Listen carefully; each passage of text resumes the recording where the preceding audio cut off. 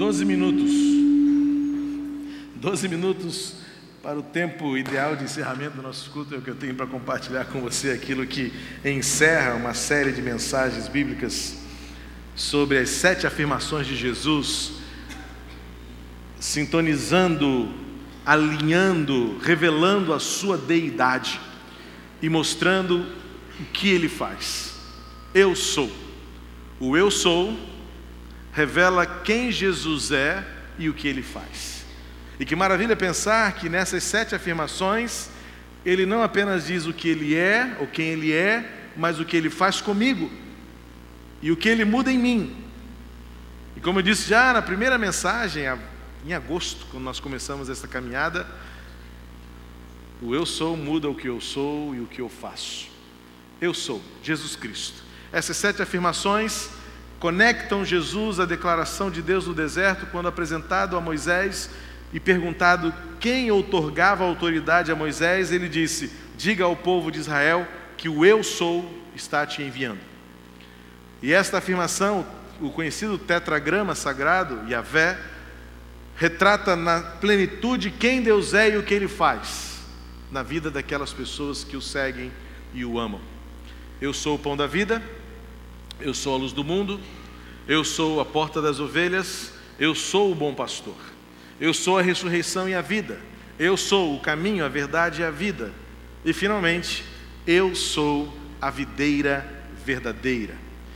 Vamos ler o texto bíblico para compreender o que faz de Jesus a verdadeira videira e o que isso significa, e o que significou para os discípulos e o que significa para nós. Diz assim o texto bíblico em João capítulo 15, versos 1 ao 11. Eu sou a videira verdadeira e meu pai é o agricultor. Todo ramo que estando em mim não dá fruto, ele corta, e todo o que dá fruto ele poda, para que dê mais fruto ainda. Vocês já estão limpos pela palavra que lhes tenho falado. Permaneçam em mim e eu permanecerei em vocês.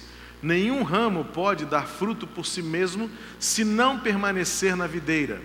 Vocês também não podem dar fruto se não permanecerem em mim. Eu sou a videira, vocês são os ramos.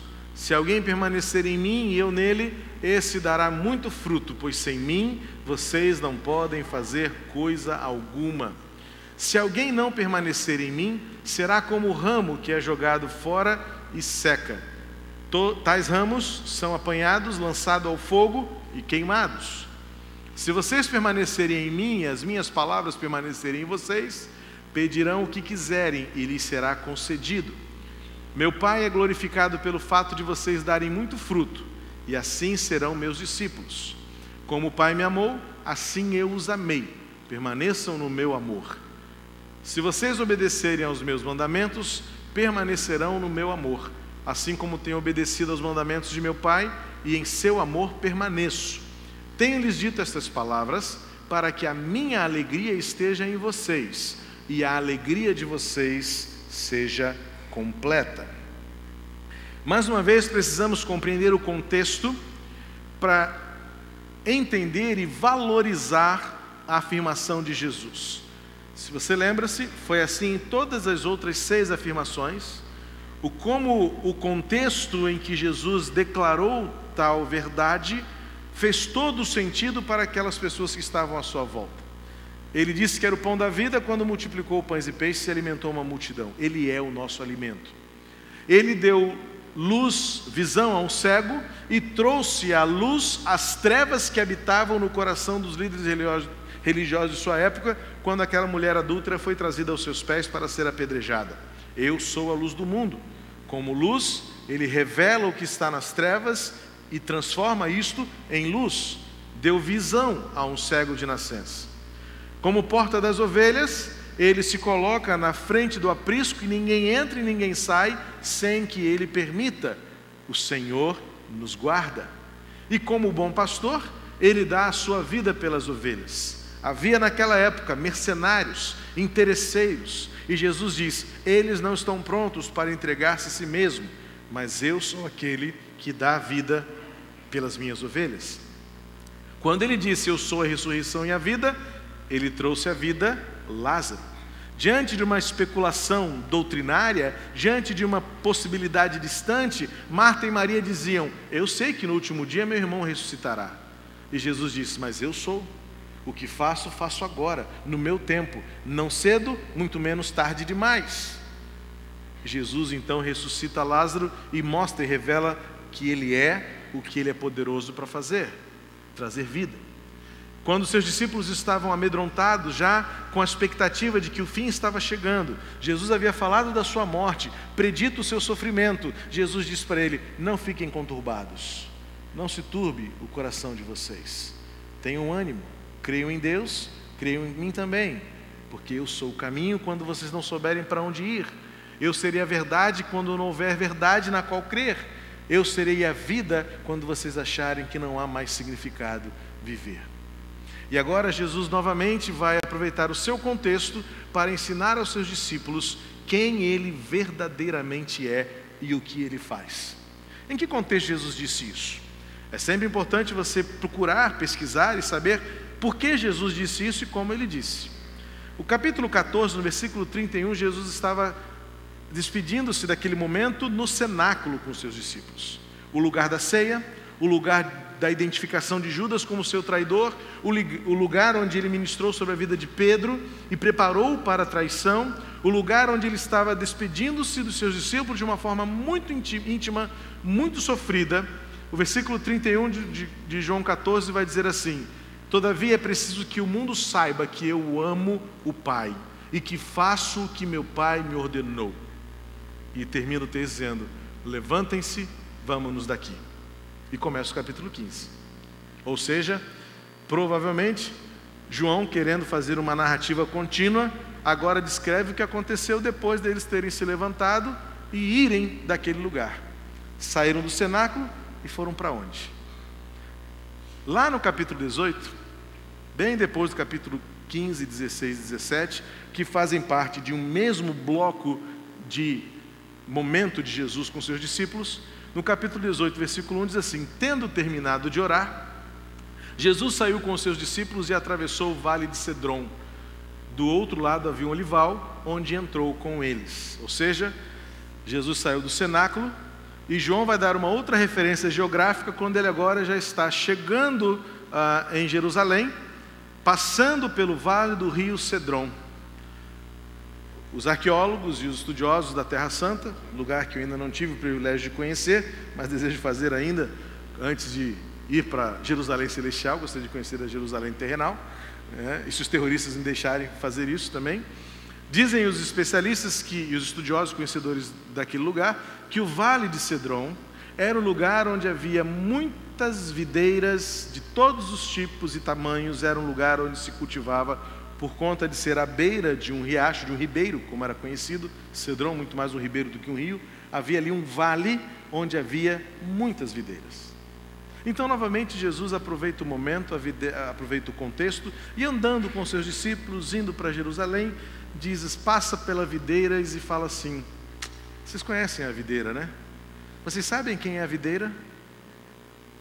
Por certo, os judeus sabiam quem era a videira, e Jesus então surpreende e faz aquele alvoroço na mente dos discípulos, porque Jesus os surpreende com a declaração dizendo: eu sou a videira verdadeira. Ele qualifica a videira, ele diz: a videira é verdadeira, e há uma intenção de exclusivar esta videira, ou seja, ela é única, não apenas verdadeira, mas ela é única, ela é diferente.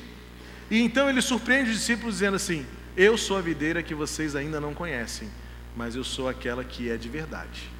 Se há uma de verdade, é porque existe uma que não é de verdade. Mas será que Jesus estava se referindo àquelas plantas ali? Não sei quantos já tiveram a oportunidade de ver uma videira, uma parreira de uvas. É uma planta que você não sabe muito bem onde ela começa e onde ela termina, porque ela se espalha pela parreira, pela treliça, que normalmente elas são colocadas, ou pelos varais onde elas correm, e os seus ramos se misturam um ao outro, e você não sabe muito bem onde começa o caule, onde começa o galho, onde termina o caule, onde termina o galho, porque ela se ramifica de uma forma tão indefinível, e ela também começa de uma forma tão indefinível, que é uma beleza natural. E Jesus certamente não estava dizendo que aquelas videiras não eram de verdade. Não havia o plástico na época que pudesse fazer plantas de plástico e artificiais como temos hoje. Não era daquela videira que Jesus estava se referindo como sendo as videiras não verdadeiras. Podemos então e precisamos conhecer um pouco mais da cultura bíblica e visitar o Antigo Testamento para entender como aquela declaração de Jesus mexeu com a mente daqueles discípulos e certamente fizeram entender de forma definitiva quem é Jesus e o que Ele faz pelos que o seguem. No Salmo 80, versículos 8 e 9, nós vamos descobrir de que videira Jesus estava se referindo. O Salmo 80, versículo 8 e 9 diz assim: do Egito trouxeste uma videira. Quem Deus trouxe do Egito? O seu povo, os israelitas. Quem era a videira no Antigo Testamento então? O povo de Israel. Então quando Jesus fala, eu sou a videira verdadeira, Ele estava dizendo, vocês acham que sabem quem são a videira, e vocês acham que vocês são a videira, mas a partir de agora saibam que esta videira sou eu. Diz o texto continuando aqui, expulsaste as nações e a plantaste, limpaste o terreno, ela lançou raízes e encheu a terra. Versículo 9.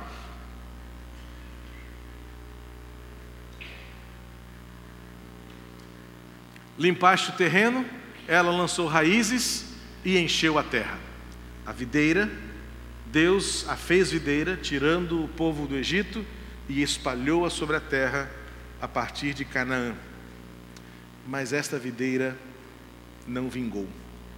Isaías capítulo 5, versos 1 a 7, o profeta Isaías retrata e relata a frustração de Deus com relação a esta videira. Cantarei para o meu amigo o seu cântico a respeito da sua videira. Meu amigo tinha uma vinha na encosta de uma fértil colina. Ele cavou a terra, tirou as pedras e plantou as melhores videiras. Construiu uma torre de sentinela e também fez um tanque de prensar uvas. Ele esperava que desse uvas boas, mas só deu uvas azedas. Agora, habitante de Jerusalém e homens de Judá, julguem entre mim e a minha vinha. Que mais se poderia fazer por ela que eu não tenha feito? Então, por que só produziu uvas azedas quando eu esperava uvas boas? Pois eu lhes digo o que vou fazer com a minha vinha. Derrubarei a sua cerca para que ela seja transformada em pasto. Derrubarei o seu muro para que seja pisoteada. Farei dela um terreno baldio, não será podada nem capinada. Espinheiros e ervas daninhas crescerão nela. Também ordenarei às nuvens que não derramem chuva sobre ela. Pois bem, a vinha do Senhor dos Exércitos é a nação de Israel. E os homens de Judá são a plantação que ele amava. Ele esperava justiça, mas houve derramamento de sangue. Esperava retidão, mas ouviu gritos de aflição.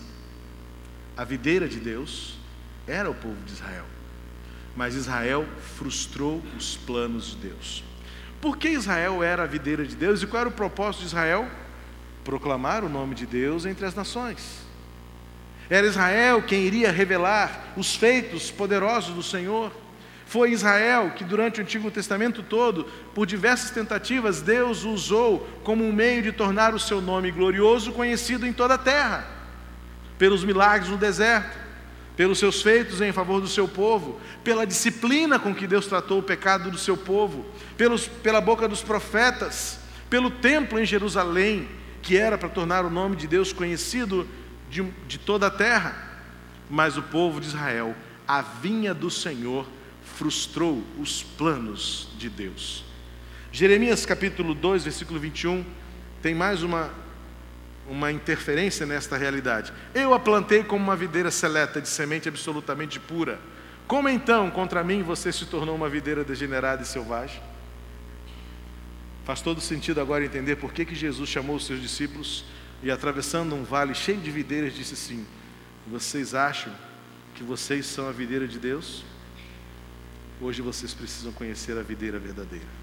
Eu sou aquele que veio cumprir o propósito de Deus. Eu sou aquele que veio cumprir o amor de Deus por toda a humanidade. A videira do Antigo Testamento falhou, deu uvas azedas, frustrou os planos, decepcionou o propósito. Eu, porém, sou a videira verdadeira. O que faz Jesus ser a videira verdadeira, em substituição a Israel como a videira incapaz, a videira incompetente, aquela que frustrou os planos pela sua rebeldia, pela sua desobediência. Jesus Cristo é a videira verdadeira, porque Ele é aquele que doa a vida. O versículo 1 e o versículo 4a diz que Jesus é a videira verdadeira e o seu pai é o agricultor, é o que cuida da videira.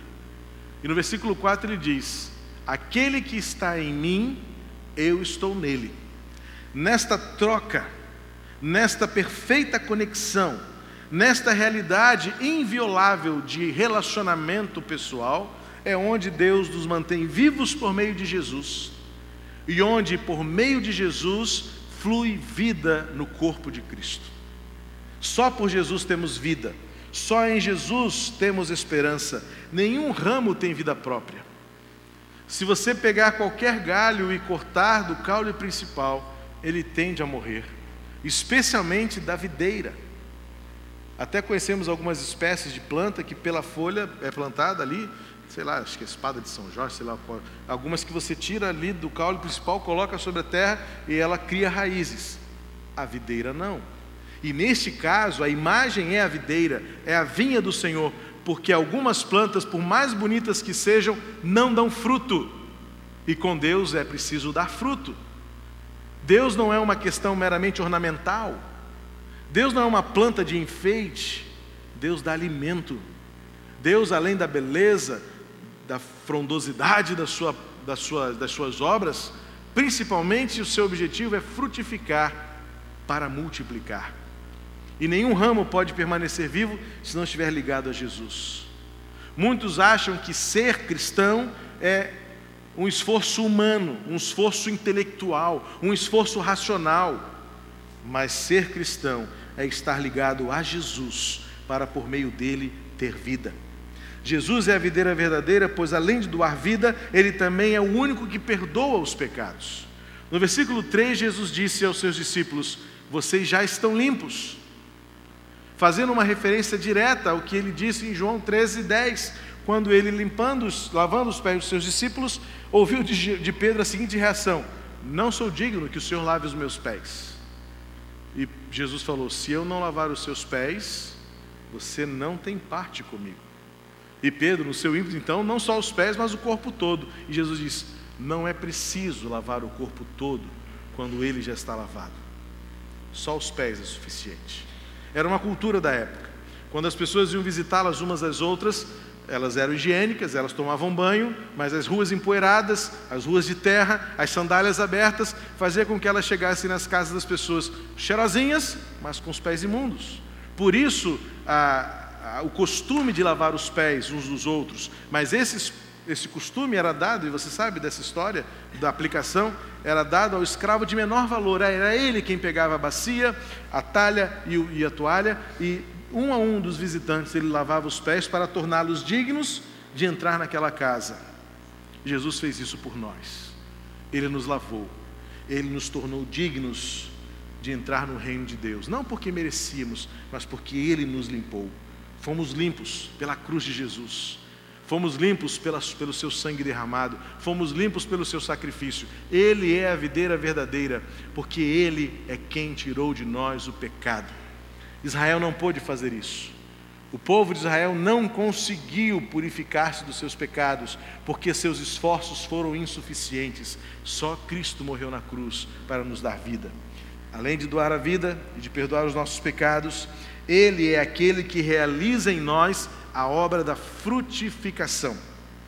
Versículo 4, versículo 5, Jesus Cristo vai dizer aos seus discípulos: aquele que está em mim, esse dá muito fruto. Você já percebeu que Jesus não falou muitos frutos? Não se trata de uma caixa cheia de dúzias e dúzias e dúzias, ou de cachos e cachos e cachos, de quilos de uva. Não, Jesus usa a mesma expressão no singular, a que Paulo parece nos explicou melhor escrevendo aos Gálatas. O que Cristo está fazendo na vida de uma pessoa é um pacote, é uma obra completa que não pode ser fracionada. Se fossem aqui frutos, nós estaremos inculcados hoje e preocupados em saber quem dá mais e quem dá menos, mas basta que você dê o fruto, que você frutifique Jesus. E Paulo nos ajudou a compreender o que é frutificar Jesus. Gálatas 5, 22 e 23, Paulo alista o que seriam os 9 elementos ou características deste fruto, do que Jesus faz em nós pelo seu Espírito. Paulo disse: que haja em vocês amor, que haja em vocês alegria, que haja em vocês paz, que haja em vocês longanimidade, que é paciência, que haja em vocês benignidade, que é a alegria em fazer o bem, que haja em vocês bondade, que é a gentileza, que é a docilidade no trato, que é o atraso em irar-se e perder a razão, que haja entre vocês a fidelidade, que haja em vocês a mansidão. O próprio Jesus disse, e eu já fiz essa citação, repetindo o que o Dr. William Moore disse há 15 dias, há 3 semanas na verdade, ele disse: a única vez que Jesus disse aprendam de mim, Jesus disse que sou manso e humilde.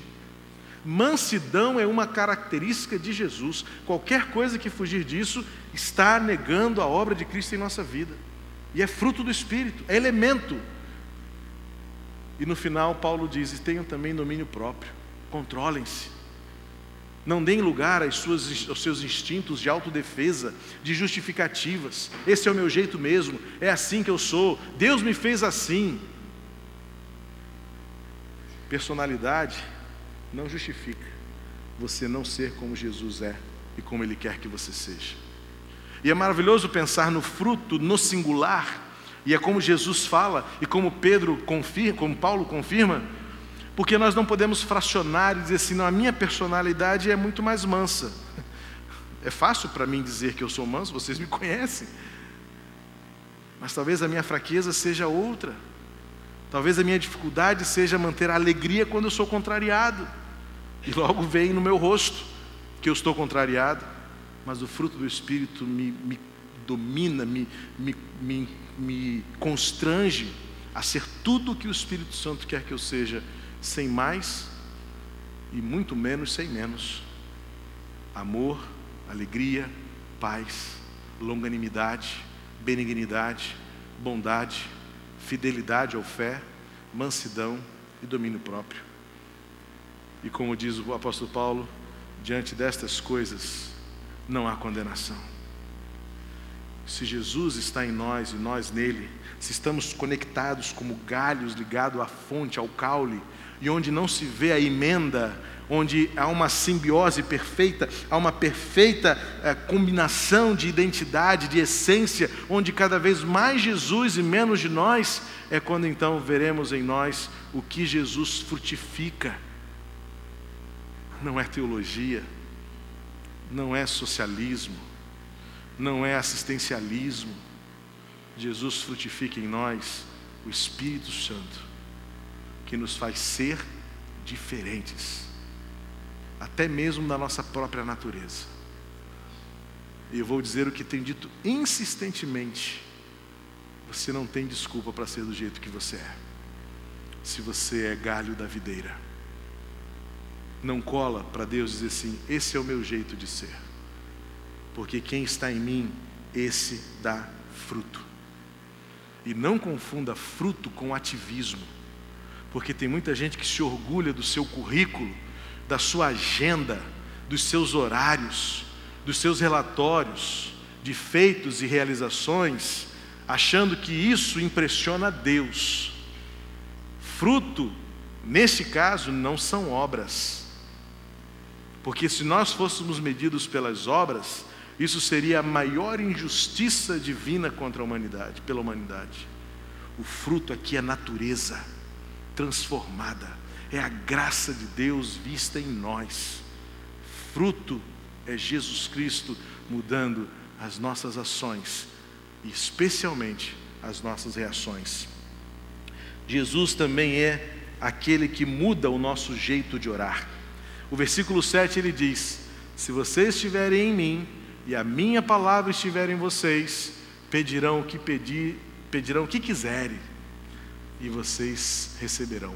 Que maravilha! Pense no anjo, no gênio da lâmpada, que você esfrega, pede o que você quiser e você vai ter. É isso que está escrito aqui? Claro que não, porque Jesus muda o nosso jeito de orar. Porque antes de você pedir o que você quer, você está com as palavras de Deus no seu coração.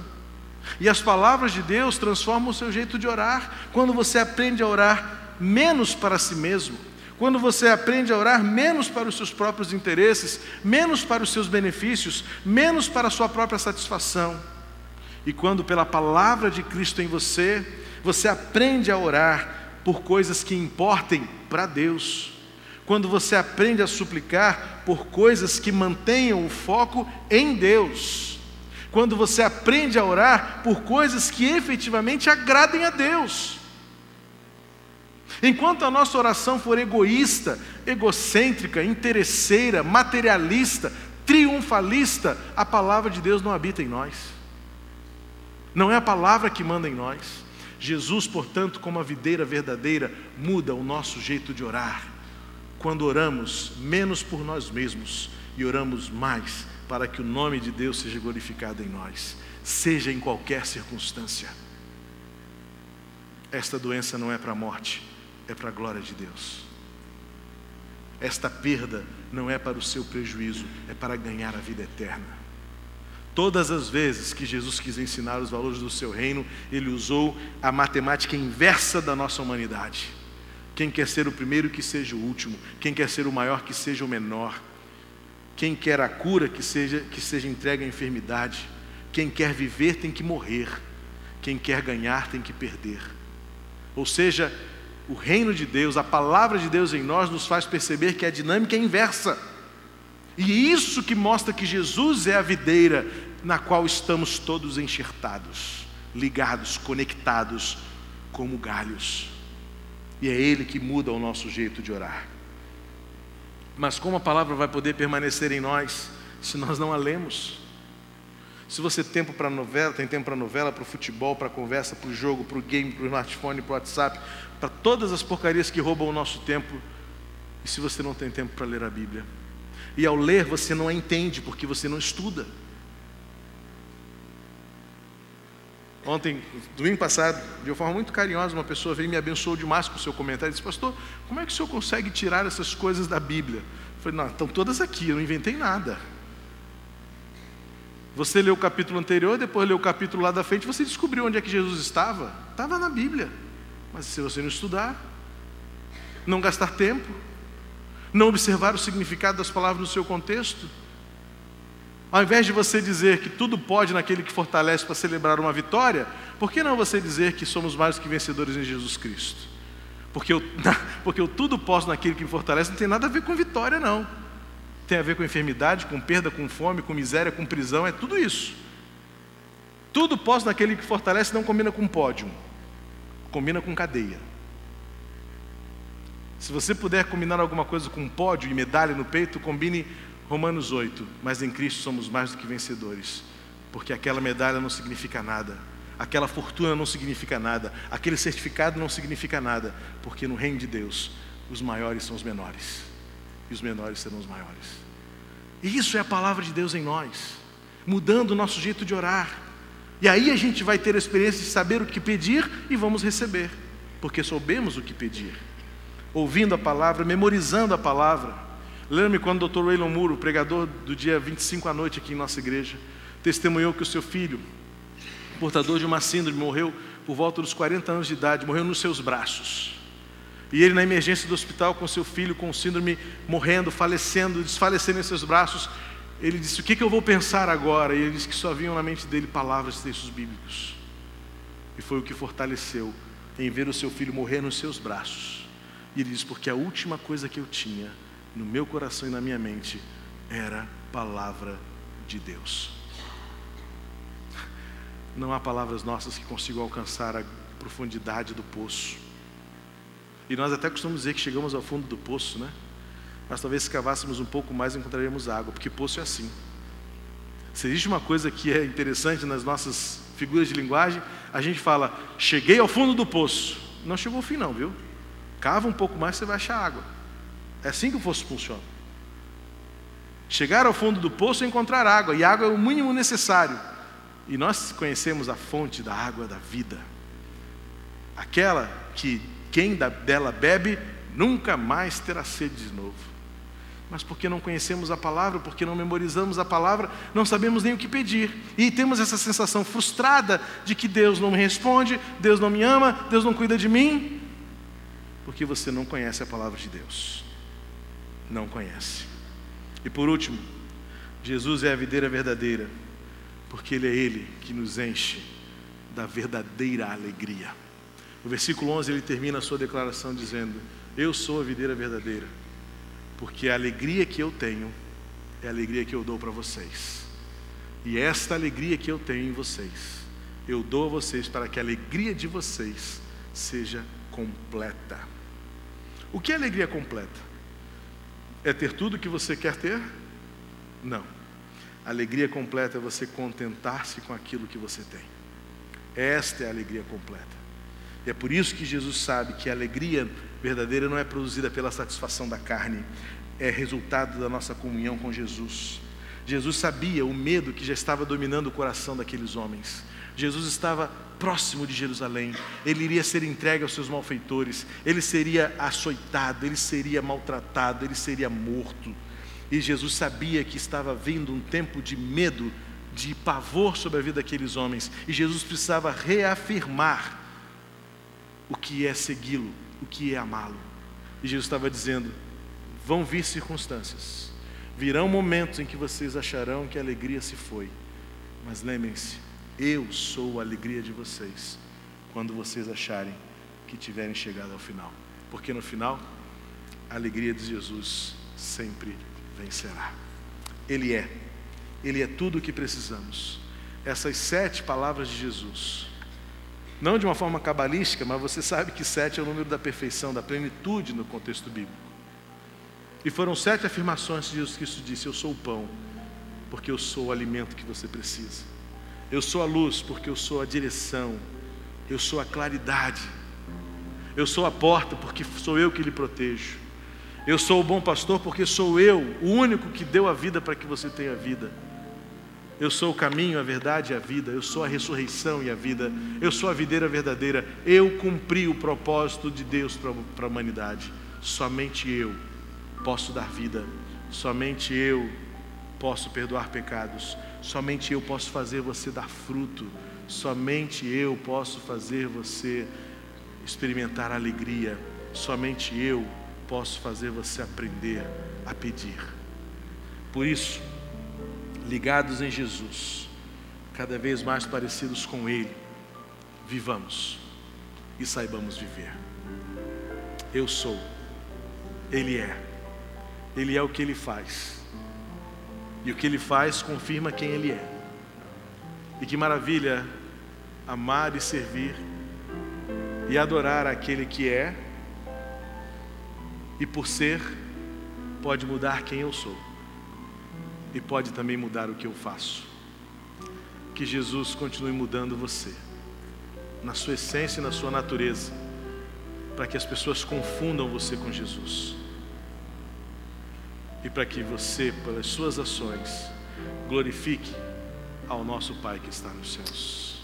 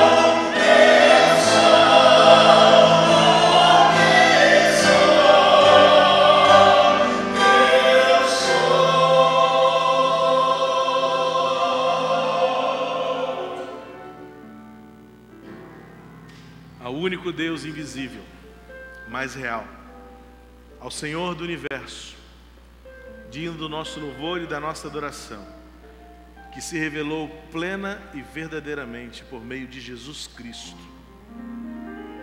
Mude-nos para a glória de Deus, reunidos como estamos, mas principalmente espalharmos por onde formos, que o Senhor nos use como ramos da videira para frutificar a glória de Deus em nós. Que Deus abençoe sua vida, meu irmão, minha irmã. Um domingo abençoado para você. Nossos jovens estão esperando você para o almoço lá embaixo. Abençoe-os e almoce conosco, então leve para sua casa. Uma semana de bênçãos e até a noite, se Deus quiser, para a glória de Deus neste lugar.